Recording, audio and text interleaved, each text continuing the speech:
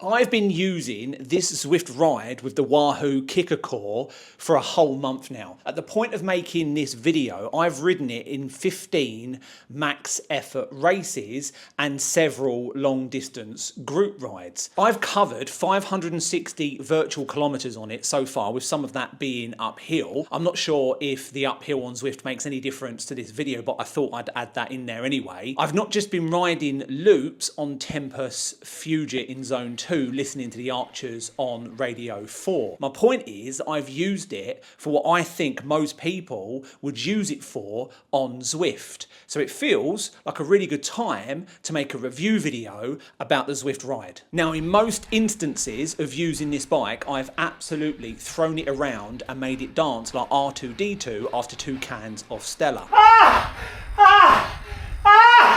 I've had 2 FTP tests on it, and then the cherry on the bakewell is that I finally achieved my sub 60-minute out to Zwift target that I've been working towards for the past 2 years. Come on! A new FTP increase!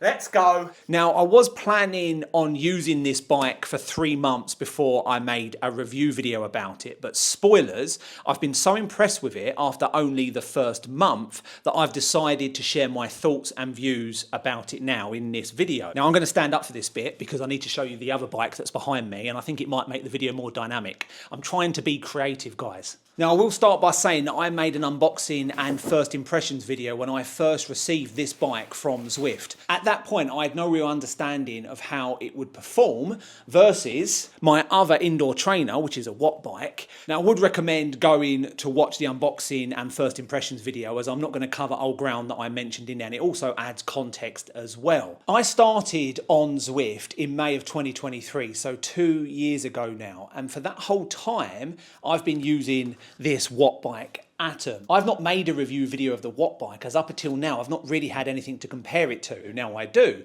and I'll be honest, the Zwift Ride has done really well in comparison to my watt bike. Now, I'm not going to mess about in this video. I'm going to go straight in with its biggest advantage, the Zwift Ride that is, and that's its price. The Zwift Ride with the Wahoo Kicker Core has no real right to be as good as it is versus something like the watt bike, which is a premium indoor trainer. This bike, the Zwift Ride, is a budget option versus other dedicated premium indoor trainers that are on the market. This watt bike here, this exact one, cost me £2,400 back in May of 2023. So for someone completely new to the world of indoor training and brand new to cycling, spending that much money on something like this was a complete unknown, and that was a really difficult thing to do. It was a big decision. Now, obviously, the Zwift Ride didn't exist 2 years ago. It only came out in the summer of last year, in the summer of 2024, so less than a year ago now. And my choices for training indoors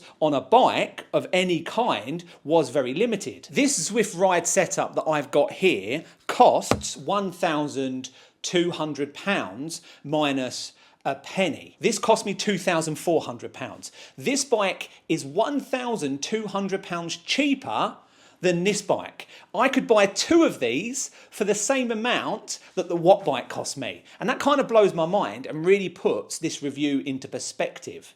Now, this isn't a Zwift Ride versus watt bike video. This is a review of the Zwift Ride, but I can't help but compare it to this because I've been using this for so long. Now, the question I need to answer in this video is, do I think this bike is worth the money? In short, yes. The answer is yes. I'm not going to drag this video out by making you wait until the end to hear my view on it. Now, I get asked a lot in my video comments and on my Discord channel about my view on this, and I've answered it in the same way pretty much every time. For its price, I've been hugely impressed with it, and I'm going to talk you through the things that I'm enjoying about it. Some of those things will be artificial or cosmetic, and some will be game changers to me personally. So much so that even after a month of using it, I still haven't swapped back to my significantly more expensive premium watt bike. Now, I know you can find a solution that's even cheaper by buying a cheaper drive trainer, second-hand frame, and using a set of controllers, but 2023 me would never have done this. I needed a solution that did everything for me. I didn't want to have to pull all of those parts together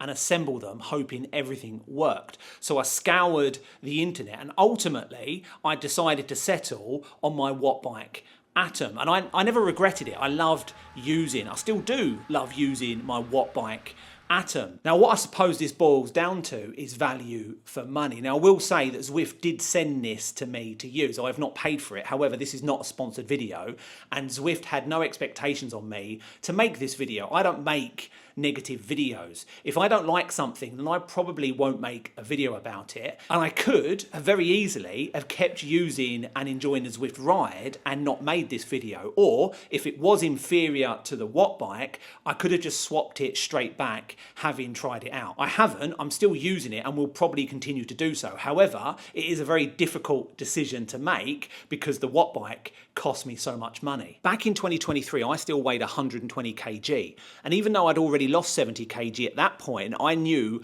I was still really heavy and needed something that felt robust. Now, I initially looked at a Peloton bike as an indoor trainer as a solution because I didn't know anything about Zwift at the time. The only other option was a Wahoo kicker bike. However, the weight limit was 113 kg and I was obviously too heavy for that. I then discovered a Watt Bike Atom that had a maximum weight limit of 135 kg. As a comparison, the Zwift Ride has a recommended weight limit of 120 kg. In preparation for this video, I've now watched many other YouTube videos reviewing the Ride. The weight capacity was something no one really mentions or they skip over as part of their technical specs. The weight capacity of the Ride is one of its biggest selling points for me. So in a nutshell, purely based on this alone, as I bought the Watt Bike purely based on my heavier frame, I would have 100% have bought the Zwift Ride instead if it existed back in the spring of 2023. It would have been a no-brainer considering that I literally bought that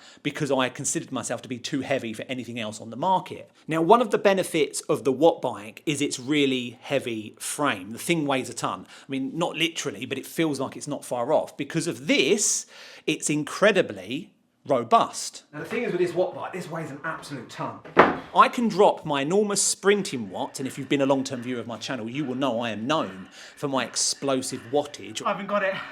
I'm embarrassed. Or at least my attempts to get there by throwing myself around on the bike like a lunatic. Having a heavy and robust frame on the Watt Bike felt good. It felt like I wasn't going to tip it over, or worse, snap it in half like a twig. Now, when Zwift contacted me and said they were going to send me one, I was worried about its robustness versus my Watt Bike. And even though I've lost a lot of weight, I still weigh 88 kg. I still weigh enough that I need to consider this when buying equipment. The Zwift Ride is significantly lighter, but heavier than your average road bike frame, for example, because aero and hills don't apply indoors, obviously. Isn't as heavy as I was expecting.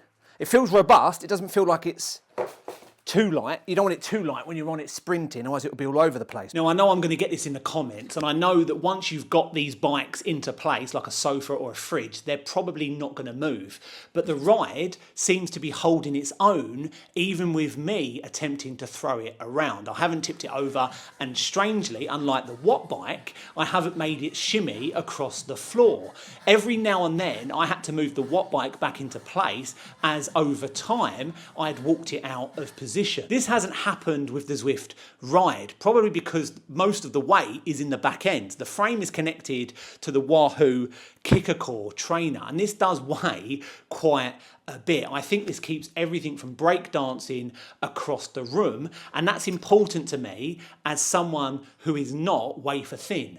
I need it to feel robust, and it really does. Still on the subject of weight and size, the Watt Bike does have a much smaller footprint. If you live in a small apartment or need a solution to fit it into a bedroom or small pain cave, then the Zwift Ride is quite a bit bigger. However, having said that, is it worth the additional £1,200 cost?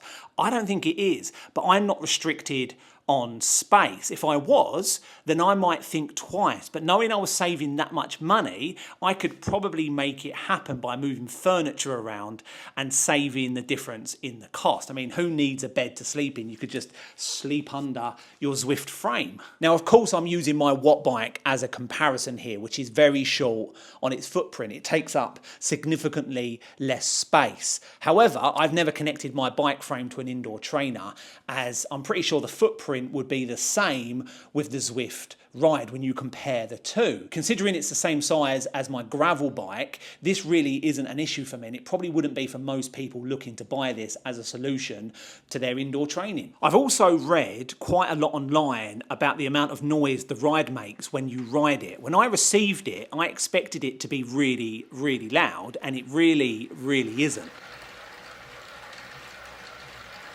In fact, I don't think it's much louder than my watt bike, which has a belt instead of a chain, which is known to be quieter.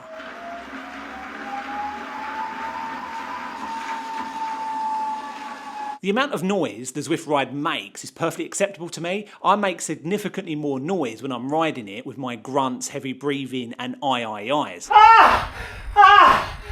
I can't really complain about the chain when I'm making my neighbours question who they live next to. Come on! Yes! The other big advantage of having a designated trainer is that I do not need to dismantle it to go for a ride IRL. Now, of course, you could have two bikes, one for indoor training and one for fun outdoor pursuits in the sun. Jesus. But I don't. I have one bike. If I had to dismantle this every time I went outside, I would never go outside. But I just had my first full-on fall off the bike.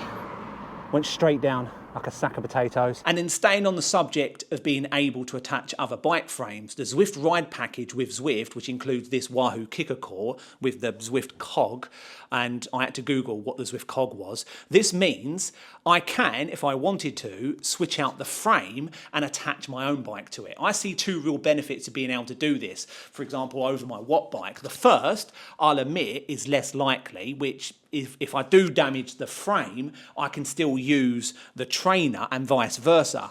If I damage this, I can't use it. It's as simple as that. My watt bike is a sealed unit. I've always been conscious that if something does go wrong with it, then it could be a very costly thing to repair. Now, I will say that I have used this watt bike for 18 months. This is probably an important fact, and nothing has gone wrong with it except for one really annoying situation where I dropped a part inside the body and I had to remove the entire thing. I had to dismantle all of this to be able to access it, and I think that invalidated the warranty. I'm not sure because I didn't want to check. And then the other benefit of being able to attach another bike frame to this is if I'm looking to train on the same bike for an endurance event or for a race, IRL for example, which I'm probably never going to do. I might do an IRL big endurance event, but I'm never going to do a race anyway. If I need to train on a different bike, then I can use that bike frame with the kicker core instead of using the Zwift frame. I can't do that with the watt bike. I can see the benefit of using the same saddle, frame, pedals, etc. if I was training for a big event or a long distance adventure. Not being able to do it on here versus on here, I think is a big positive. Now, this next point is one of those eye of the beholder views, as I've read a lot online about the welding on this frame being or looking poor. For context, in comparison with a significantly more expensive trainer, so the watt bike has very, very visible welding marks as well on its frame too.